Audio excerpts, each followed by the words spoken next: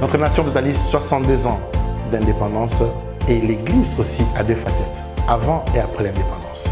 Quel est le rôle de l'Église dans cette nation? Bienvenue chez les prophètes, où nous recevons des hommes de Dieu pendant le mois de juillet pour parler de ces sujets, l'Église et la nation. La voix prophétique que la nation a besoin d'entendre, la solution de l'Église. Quelle est la lecture de l'Église? Suivez-nous sur Parole TV tous les jours pendant le mois de juillet avec votre émission spéciale. Bienvenue chez les prophètes. À bientôt. Shalom, homme de Dieu. Shalom, prophète. Enfin, nous vous recevons pour la deuxième fois. Alors, bienvenue chez les prophètes, à vous tous qui nous suivez, pour notre deuxième partie avec le docteur Silas. La première partie, il y a déjà des réactions, et sur YouTube et à la télé, c'était chaud. Vous l'avez demandé de revenir, on avait dit qu'il va revenir, il n'a pas menti, il est là. Alors, déjà, il va se présenter encore pour ceux qui suivent pour la première fois. Qui est le docteur Silas? Le docteur Silas, votre invité, est pasteur d'église. Il dirige l'église ici, Terrama. Il est marié et père de 5 enfants. Le docteur Silas est président national du Rassemblement des Églises du Congo, les REC en sigle, qui est une plateforme confessionnelle qui réunit les hommes de Dieu et les églises. Mais le docteur Silas est aussi président national de Pastoral Leadership Conference, qui est un cadre d'accompagnement de ministres de Dieu. Non confessionnels, parce qu'au sein du PLC, nous avons des pasteurs de CBECO, les KDC et ainsi de suite. Et le docteur Silas est enseignant à l'Université pédagogique nationale, où il prépare sa thèse de doctorat en relations en politique internationale. Le docteur Silas est aussi écrivain. Il est chef d'entreprise, DG de ILI, International Leadership Institute, qui est un think tank spécialisé dans les questions de leadership et de marketing politique. Voilà. Nous avons promis à nos invités que la deuxième partie, c'est la chose. On va plus entrer dans la politique. Première partie, on a plus parlé de l'Église. C'est vrai qu'on a aussi parlé de la nation. Mais on va vraiment prendre cet angle-là qui est beaucoup évite de prendre. Mais on a décidé de se mouiller. On avait déjà demandé pardon au service de renseignement. Et tout ce qui est ici, c'est une analyse et l'écriture donnée. Ne cherchez pas, je l'ai dit en public. Donc, sauf si c'est pour une prière, bien sûr. Donc, nous sommes là. Nous sommes là avec le Silas. Alors, je vais d'abord aller sur les règles. Ok. Et je vais entrer dans le vif du sujet. Rassemblement des églises du Congo. Pourquoi avoir créé les règles? Les REC a été créé suite à mes contentements, suite à un constat très amer que nous avons fait, mais aussi un mauvais constat du fait que nous ne nous prenons pas trop au sérieux, nous en tant que ministres de Dieu, nous en tant qu'Église. C'est vrai que nous sommes jeunes par rapport aux autres confessions religieuses, telles que non, pas ERC, par rapport aux catholiques, catholiques, protestants, ainsi de suite. Mais dans le mouvement des églises des réveils auxquels nous appartenons, nous avons constaté qu'il y avait une sorte de légèreté, mais aussi un manque de sens organisationnel pour pouvoir constituer finalement un groupe qui soit consultable, un groupe qui soit représentatif des églises, des réveils que nous sommes. Nous avons vu ce qui se passe avec l'RSC, c'était justement la période où il y a eu la grande crise avec, à l'époque, le très révérend général Sonny Kafuta, pour qui j'ai beaucoup d'estime, comment il a été défenestré.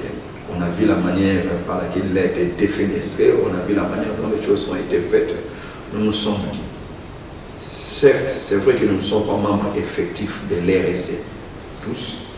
Nous ne sommes pas membres effectifs de l'RSC et nous n'avons pas vraiment l'intention d'y aller tel que les choses se présentent aujourd'hui. mais toutes les fois, c'est en notre nom qu'il parle. Nous avons consulté les lois qui régissent les associations. Nous nous sommes vus dans la liberté de pouvoir mettre en place une structure pastorale dont la mission ne consistait pas à combattre l'RSC, parce que le but pour nous, ce n'est pas l'RSC. Le but pour nous, c'est d'avoir un cadre que nous croyons crédible à nos yeux, mais que nous voulions aussi rendre crédible aux vies tierces. Pour que dans ce cadre, cette plateforme, que les pasteurs et les églises se retrouvent avec comme vision de pouvoir regarder dans la même direction, mais aussi de se faire accompagner, tant sur le plan ministériel, mais aussi sur le plan caractériel, parce que nous nous sommes rendus compte que nous avons souvent évolué en électrons libres.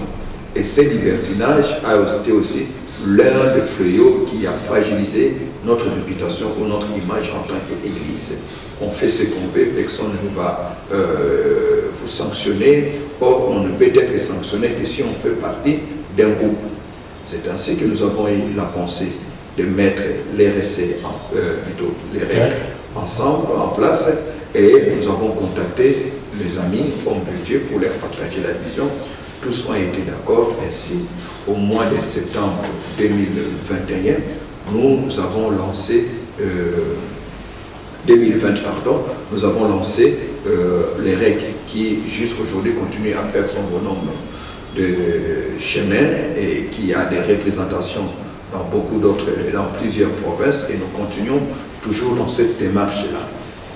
Parce que nous nous sommes rendus compte que le nombre de pasteurs qui évoluent en dehors des plateformes est de loin plus élevé que ceux qui sont dans les plateformes.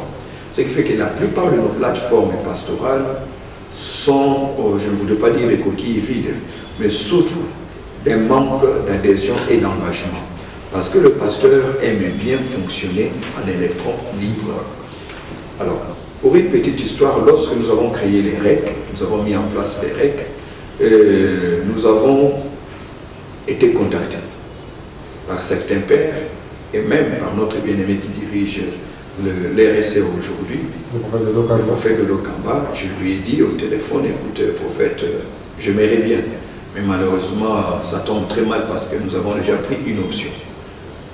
Le REC a été créé bien avant que le prophète Dodo ne soit à la tête de l'RSC. Alors nous avons dit, ce que nous préconisons, c'est que nous fonctionnons comme l'ECC fonctionne aujourd'hui. C'est presque le modèle que nous avons pris. Au sein de l'ECC, il y a plus de 150 communautés. Il y a les KDC, il y a les CELPA, il y a les SEBECO, et ainsi de suite. C'est ce qui donne à cette confession religieuse des églises du Congo, l'ECC, lui donne une certaine crédibilité compte tenu du poids sociologique qu'il représente. Et nous avons dit, c'est aussi l'idéal que nous devons poursuivre aujourd'hui. Laisser les plateformes naître, encourager ces plateformes à devenir fortes en termes d'ancrage sociologique, en termes d'adhésion des églises et des pasteurs, pour qu'une fois que l'on se met ensemble, que l'RC soit représentative. Voyez-vous, c'était dans cette optique-là. Et donc aujourd'hui, les règles continuent. Après cela, nous avons obtenu notre première pastorale avec beaucoup de succès derrière. De très bonnes résolutions ont été prises et nous nous sommes fait la peine de pouvoir prendre parole, discuter avec ceux que nous considérons comme étant des pères. Nous sommes allés les voir pour dire voilà ce que nous avons préconisé. Parce que les REC ne sera pas fort en fonctionnant de manière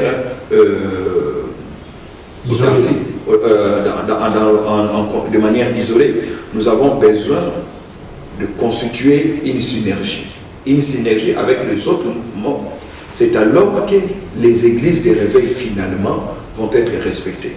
Nous avons vu certains pères, nous leur avons exposé la nécessité pour eux, pour nous, de pouvoir nous mettre ensemble, de mettre un peu nos guéguerres de côté. Parce que même au sein de l'église catholique, il y a plusieurs communautés. Au sein de l'ECC, il y a plusieurs communautés. Mais pourquoi c'est toujours chez nous où l'on préfère fonctionner seulement avec son église locale? Et pour ça, nous avons compris qu'il y avait un grand travail à faire. Parce que le pasteur estime qu'il a été appelé par Dieu et par lui-même, donc il n'a des comptes à rendre à personne. Mais oublions que lorsque l'on fonctionne dans un espace géographique, dans un espace sociologique tel que le pays ou la ville, nous avons des obligations. Outre le fait d'être unis spirituellement, nous avons aussi besoin de constituer une sorte d'unité, de constituer une unité, question de nous faire respecter.